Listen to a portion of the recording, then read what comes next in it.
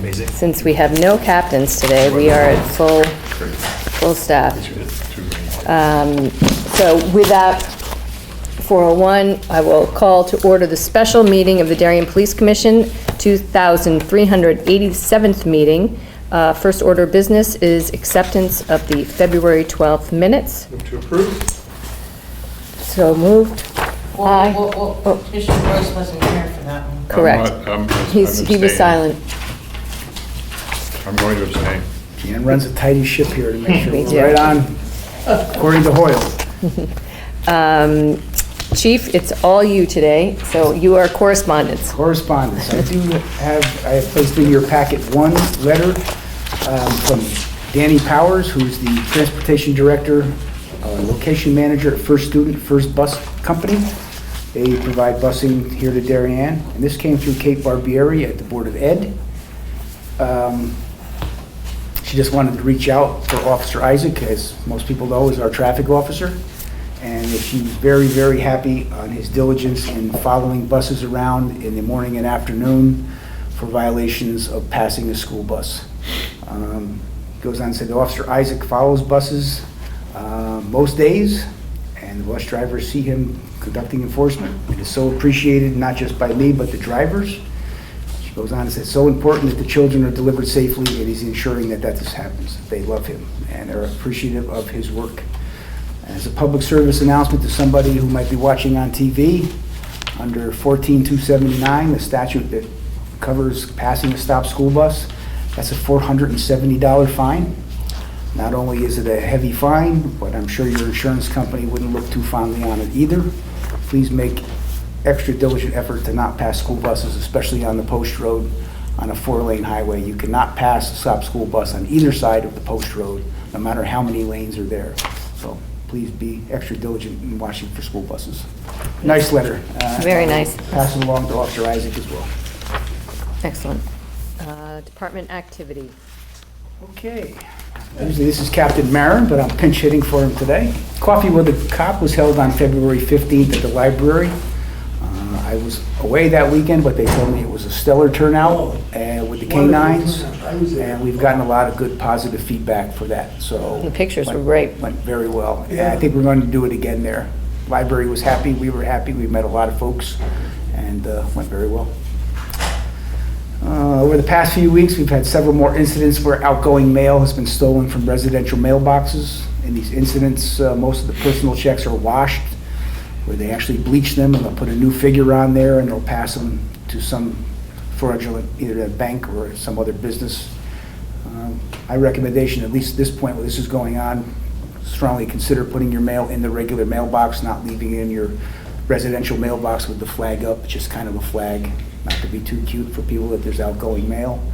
I know the Detective Bureau is working very diligently on this, and I believe they've identified some suspects, so I do believe an arrest will be forthcoming in at least some of these incidents. So we're on it. February 15th, an 18-year-old Darien man and a 53-year-old Bridgeport woman were arrested for their roles in an underage party involving the consumption of alcohol by minors. February 21st, a 57-year-old Greenwich man was arrested for refusing to pay his bill at a local restaurant, subsequently charged with breach of peace, threatening and interfering with an officer. He was released from custody here. Unfortunately, he chose to return to the restaurant and caused a second disturbance and was arrested a second time. That case is continuing in the court system. February 21st, a 24-year-old Darien man was arrested for DWI as a result of a single vehicle crash he was involved on in Long Neck Point at 2 a.m. on January 5th. February 22nd, we responded to a third-party call from Norwalk Hospital that a female had indicated she was in the bathroom of Post Corner Pizza and was threatening to harm herself with a firearm. Officers responded to the scene to investigate, check the property, and attempt to locate the female. Restaurant management and patrons were very cooperative with the investigation. The female in question was never located. You've probably seen in other area municipalities, they've getting some of these phone calls that are hoaxes or cranks. We never found anybody there at Post Corner Pizza, nor were we able to track down where the phone call could have come from. So. February 28th, an elderly Darien woman fell victim to a phone scam in which she wired over $8,000 to someone claiming to be an attorney collecting for medical bills her relative had allegedly incurred. We can't be more clear on this, especially with our older folks. If someone's calling you on the phone asking for money, it is just a scam. The IRS is not calling you, the US Marshals are not calling you, the police department's not calling you, telling you asking for money for bond for a relative. If anyone's calling on the phone asking for banking records or any kind of wire transfer or any kind of money order, it is a scam, and we would ask if you get those to let us know. February 28th, a juvenile suspect in 2 of the YMCA locker room credit card thefts was issued a juvenile summons. Incidents that took place on December 14th and December 21st. That was a juvenile, female juvenile.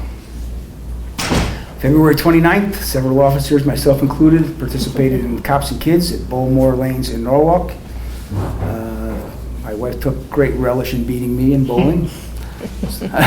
So some of the kids had I was bumpers. gonna say, the kids beat you too? Well, they had bumpers on the lanes. Maybe I should have had bumpers as well, but it was a very good time. Well, very well attended for Cops and Kids. Good time had by all. So February 13th to March 2nd, one burglary of an unlocked vehicle, which I'm heartened about. There was only one. One stolen vehicle that had been left running and unlocked in front of Dunkin' Donuts. That was 4 or 4:30 in the morning. It was recovered in Stamford. 173 traffic stops, 46 infractions issued, 12 motor vehicle accidents, only one involving a minor injury, no pedestrian motor vehicle accidents, fortunately. Late entry to the activity that Jerry sent me this afternoon.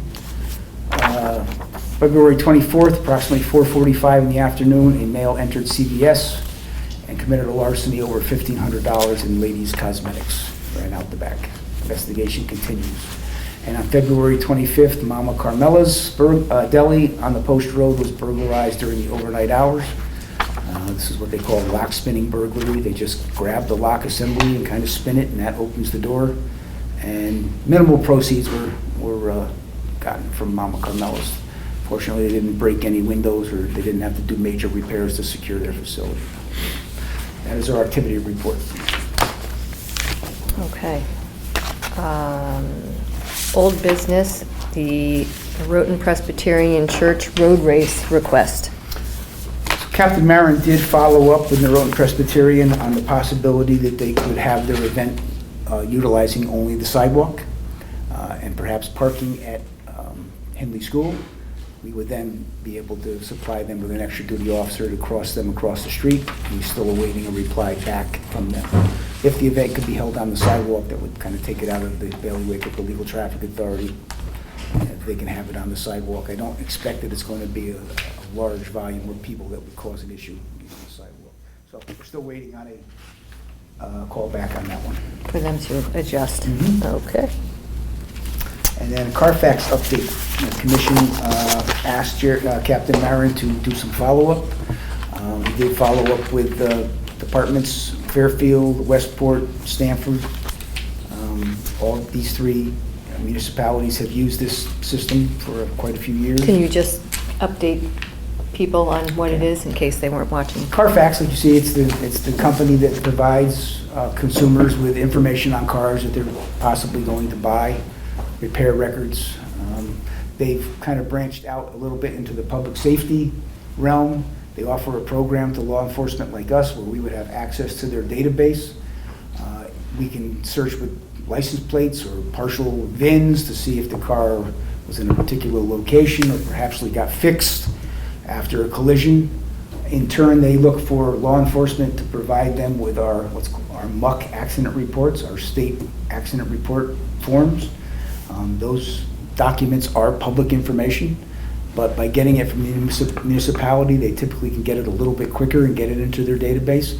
So it's one hand washes the other kind. They're going to provide a service to us where we can get access to something maybe in more real time by providing them data in a little bit more real time.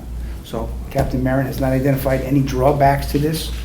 There are no public privacy concerns because they are public documents. Yeah. There's no we cost had asked- involved to us. It seemed like a good idea just to update people. At our last meeting, we just had charged Captain Marin to do a little more digging to see if there was And this- anything we were missing. Yeah, and this is not something that we're locked into. Obviously, if some issue was identified where we wanted to jump out that we weren't comfortable with, we would be able to jump out of this. We're not signing a contract with Carfax. Is there anything you need from the police commission to I would just- start enacting this, Yeah, I would using just this? think we would have a concurrence of the police commission to do this. All good with me. Yeah, approved.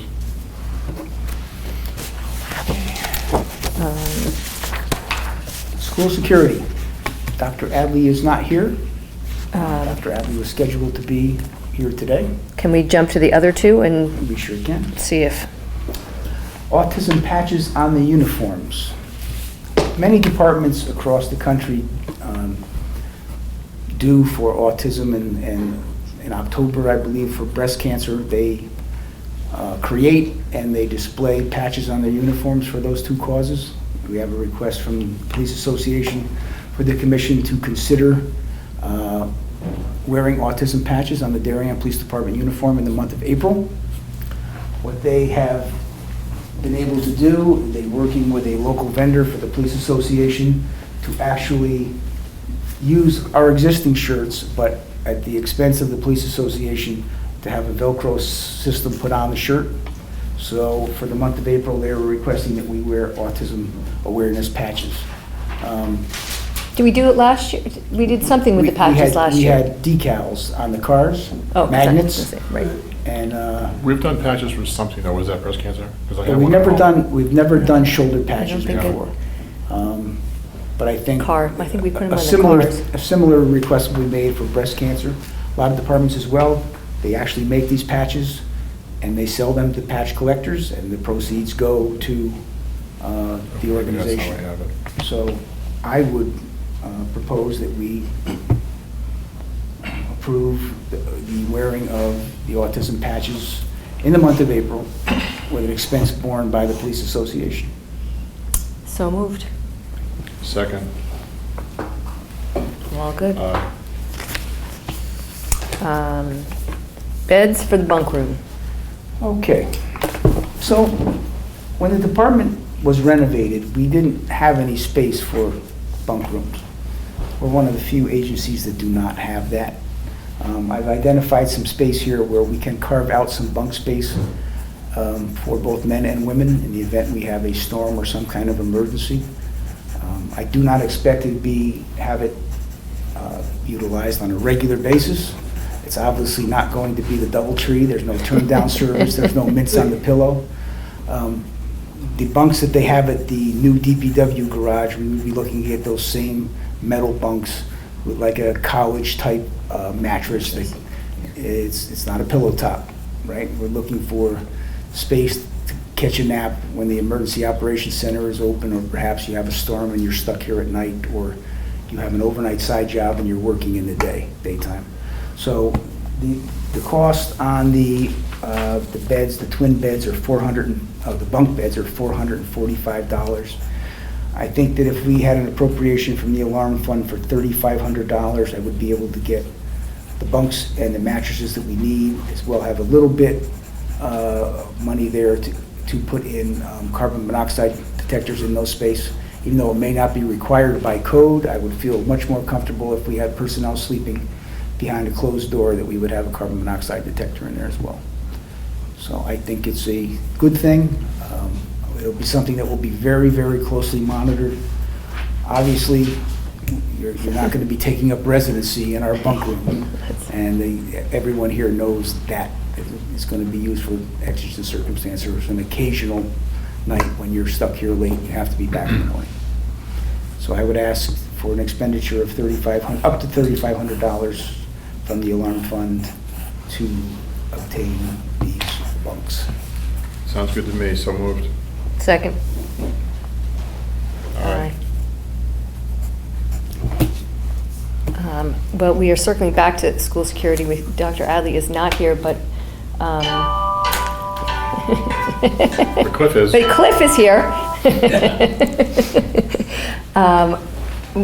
I don't know if it's worth spending 2 sentences. I don't want people to think it was on our agenda because there was some issue. There is absolutely no issue in school security. Right. We- It's hanging on the agenda like it. We just wanted to have Dr. Adley here so we could have an open discussion in a meeting that we are 100% on board with providing everything and anything we can to the Board of Education to make sure that our kids are safe and that we're working together as all the stakeholders here in town to ensure that we are not missing anything as far as school safety, that we are all working together for school safety, and that we're all on the same page. So I'm sure Dr. Adley would be more than happy to come to our next meeting. We'll put him on the agenda again. But there was nothing pressing on the agenda today that we have school safety that is problematic. Yes. Our folks here, Bill Gagnon and Bob Shredders and Jerry Marin, we are well positioned to assist with school safety. We're part of the, as is Commissioner Cunningham, the new Oxford School Security Committee. We're in with the schools, trying to get all this, make sure that we have it down pat. And it's going to continue. That's why we wanted Dr. Adley here, just To meet him and, just meet him. we have not had a, Just to let them know that we're here and we're receptive to whatever that we can do to ensure school safety. indeed. But that being said, we will put it on a future agenda and, Would you like for me to put him on our next meeting, if he can make it? sure. Okay. I think it still would be useful just to have a discussion how the SROs are working. I mean, just start a dialogue that you don't know what comes out of it. Okay.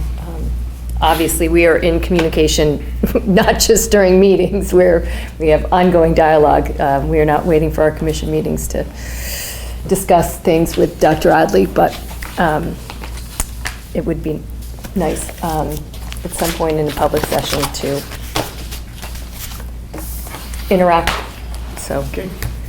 that being said, I don't have anything else. It's a special meeting. I don't think we can add anything to the agenda, so, anything else? No. We are going to go into executive session, but we will be taking no votes coming out of executive session, so, and I think we're good. Kim, you want to? You want to set the next meeting?